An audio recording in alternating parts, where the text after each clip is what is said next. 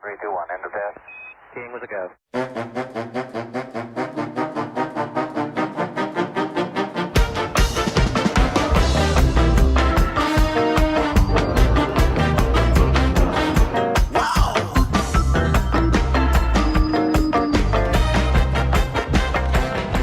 Well, hello there, and welcome to another edition of Warbird Wednesday. My name is Fred Bell. I am the Vice Chairman of the Palm Springs Air Museum, and today we're now moving into early jet trainer land with the Fokker, the S.14, the mock trainer. Now, the Fokker is, and I've been giving history lessons here, is the Netherlands reemergence after World War II into the early jet trainer land. But first, Jason, really, I'm afraid I might, if this is a plunger, I might actually like suck my brain out here. There we go. Jason's like, if you had a brain, but look, there's a wry smile on his face.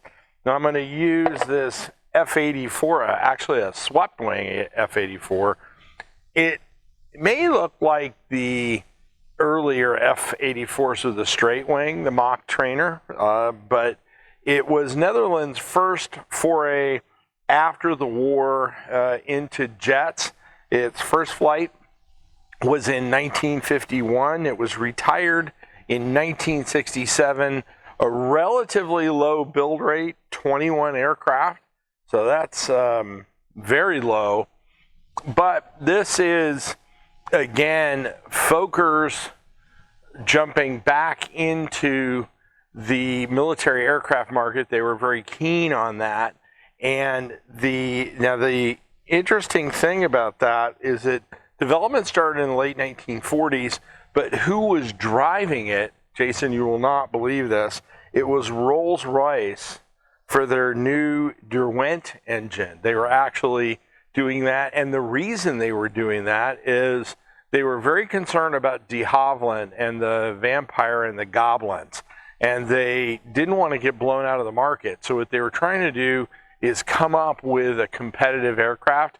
They actually encouraged Fokker to build the airplane, and so a very unlikely source that talked them to getting back into the airplane business. I'll go up and throw up a plan view of this F-84. Greg at home can throw up a plan view of the S-14. The other groups that were interested in this is Fairchild in the United States, believe it or not, which was thinking about marketing against Lockheed. You know, we know about the T-33. And then Brazil was also interested in the aircraft, but politics killed that buy.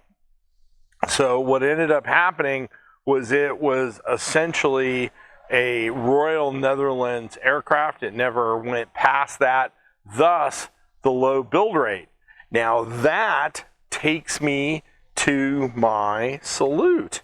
And this is an unlikely one today, but actually I'm going to salute Fokker. And the reason I'm doing that, and that segment of the aerospace industry on the Europeans, because you got to remember at that time, coming out of the 1940s, everything was wrecked in Europe.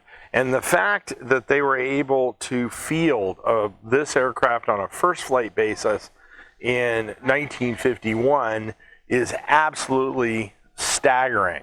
And so the people that are involved in that, much less get them built. I mean, it just an amazing story, because remember, most of the industry over there was either A, prohibited to be able to do anything, or B, it was utterly destroyed. The entire continent was wrecked.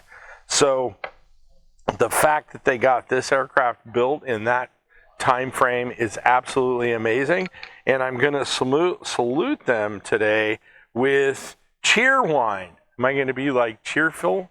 That's exciting. Since 1917, certainly fits the bill. There is a California redemption certificate, so that means it's not a real cane sugar, part of the pure cane sugar mafia, Jason. We found one hiding. Let's see, 150 calories, fairly typical. All right, we're going to give this a shot. Oh, there was a fizz, which is a good sign that I'm not drinking botulism. And crafted cherry taste. I'm not sure about cherry soda. I'm going to give this a shot.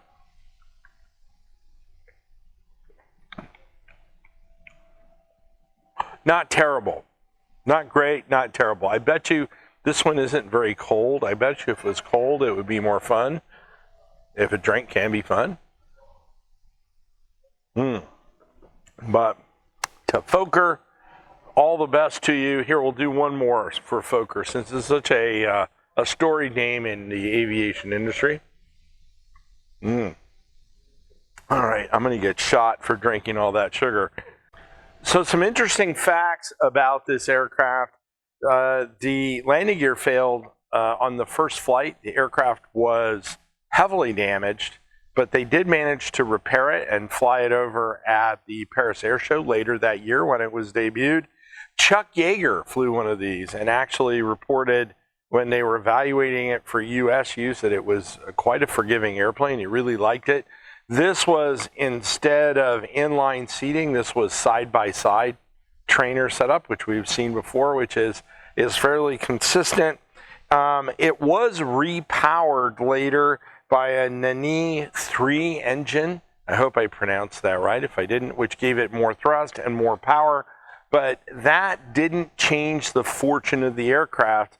And by 1967, they were retired and they all went away. Now, the balance of the fleet was scrapped. There are 3 in Europe that are still on display, so you can still see them, which is kind of cool. They're not all gone. The other interesting thing about this aircraft, unlike other trainer aircraft, there was no ground attack version. There was a 20mm cannon designed for the airplane, but it was never contemplated. And once the build rate was set, the die was pretty much cast for the design, and it just soldiered on until it was retired. And that is the epitaph of the S.14. Now, if it's Christmas is coming, and we actually have a little Fokker right here. This is, you can go ahead, and I got Jason to smile. This is a metal Fokker DR1 triplane. These are really cool. Have you ever built one of these?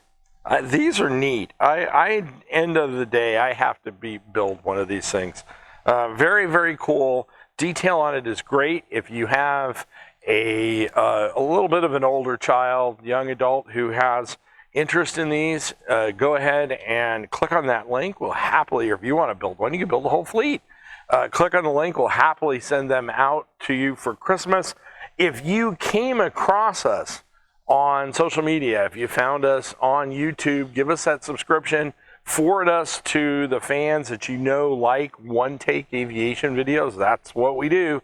One take, and we are all military aircraft. That's all we cover. If you came across us on Facebook, give us a like and a comment. We love your comments. We love your suggestions. Go ahead, unless it's about Jason strangling me with my mic cord, then we don't want that suggestion. But we love your comments, and Jason looks quite interested in doing that. But if you give us a comment and a like, we appreciate that. We also, if you're out there on Instagram, do the same thing. We love you on Instagram. It's been growing quite a bit, actually. But we appreciate that. But your subscription, your like, and your heart symbol is what helps us out. Now, we cannot do all of this without, in fact, I'm standing in front of a T-28, which is a contemporary aircraft of that time period. Trainer, we can't all do that. We can't do this without your contributions. There is a contribution link on this video. Please click on that. Give us a couple of bucks. We can use it. If you're educating the kids at home, please click on those links. They're also in the description. You can teach the kids one lesson. You can teach them an entire segment. If you're educating the kids at home, there are all kinds of stuff on there. And the best part about that is those education guides are free, which everyone likes. My name is Fred Bell. I am the Vice Chairman of the Palm Springs Air Museum. Thanks so much. Have a great day. 3, 2, 1, end of test. King with a go.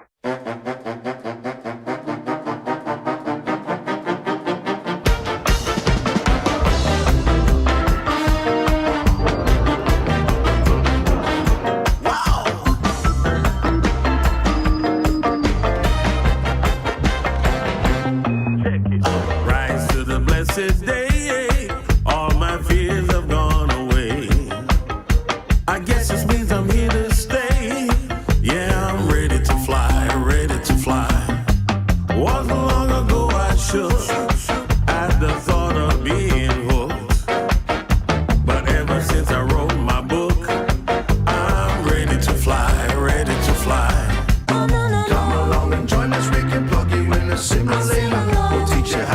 Listen,